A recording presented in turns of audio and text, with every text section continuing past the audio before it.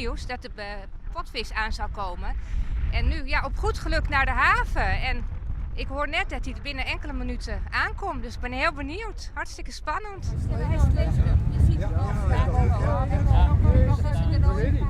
Hij zwemt onder water. Achter die paal. Zie je daar? Kijk, komt af en toe de vin omhoog.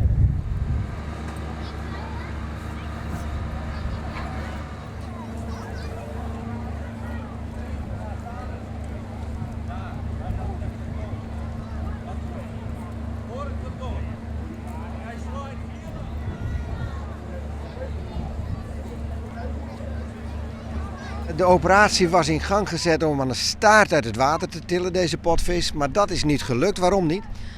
Het dier blijkt toch te zwaar om in zijn geheel aan de staart naar boven te tillen. Omdat, wat net is gebeurd, is dat één kant van het touw is de staart ingegaan. Dus we zijn bang dat als we het nog een keer proberen, dat de staart breekt. Dus we moeten nu een andere oplossing vinden om het gewicht iets meer te verdelen.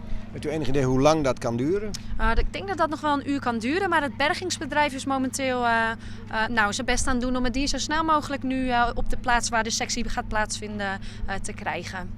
Uiteindelijk zal het dier natuurlijk op het land komen. Wat gaat er dan gebeuren? Als het dier in de bak ligt waar de sectie gaat plaatsvinden, dan zullen we eerst gaan fotograferen en de totale lengtematen gaan opnemen. En dan beginnen we met snijden. Eerst gehoorschadeonderzoek wordt eerst ingezet. Dus dan gaan we heel erg snel in de kop de gehoorbeentjes zoeken. En Naturalis Leiden gaat beginnen met het strippen van de blubberlaag, zodat we bij de organen kunnen komen.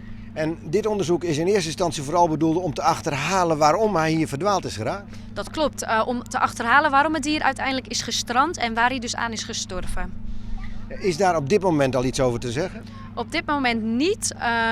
Het dier is levend gestrand, dus het is waarschijnlijk of door zijn gewicht uiteindelijk overleden of gestikt in misschien eventueel zand. Maar het is natuurlijk de vraag waarom het uiteindelijk hier is gaan rondzwemmen en is gestrand. En daar is toch echt onderzoek voor nodig. U had het over dat gehooronderzoek. Waarom is dat zo belangrijk? Gehooronderzoek is belangrijk omdat zeezoogdieren en ook zoals deze potvis afhankelijk zijn van hun gehoor om voedsel te vinden, maar ook om te navigeren. En potvissen horen niet in de Noordzee. Daarnaast al helemaal niet in de zomer. Alle potvissen gestrand in Nederland waren eigenlijk in de wintermaanden, omdat vooral de mannetjes dan noordelijker voorkomen.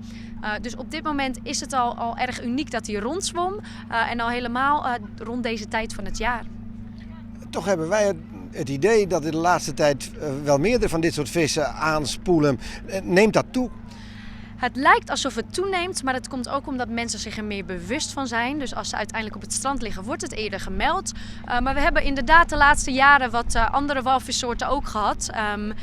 Dus daarom hebben we ook ons onderzoek nodig om dat voor te zetten. Om te achterhalen of het gewoon goed gaat met de Noordzee en de dieren meer voorkomen. Of dat er misschien iets aan de hand is.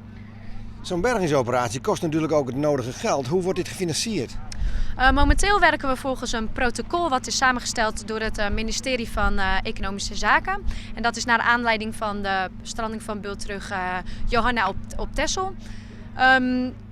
Onze financiering vanuit Utrecht, wij werken gewoon vanuit daar. Naturalis werkt vanuit Naturalis.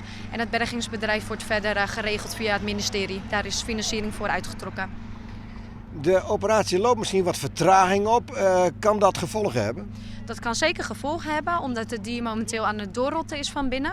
Voor ons pathologisch onderzoek is dat eigenlijk slecht. We willen zo snel mogelijk binnen 18 uur na de dood eigenlijk onze samples nemen. En daar gaan we nu wel overheen. We gaan het even goed proberen, want het dier heeft de hele nacht in het water rondgedobberd. En daar is het aardig koud geweest, dus het is wel enigszins onderkoeld geweest.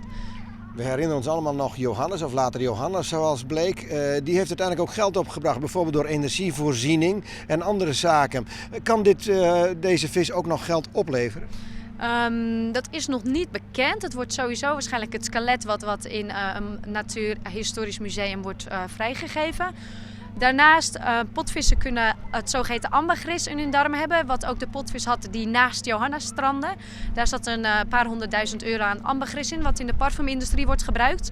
Maar dat is erg onwerkelijk nu voor deze potvis ook. Dat was al iets heel bijzonders, dus daar gaan we nog niet van uit. In eerste instantie gaat het vooral om onderzoek. Absoluut, doodsoorzaak onderzoek en de rest komt later.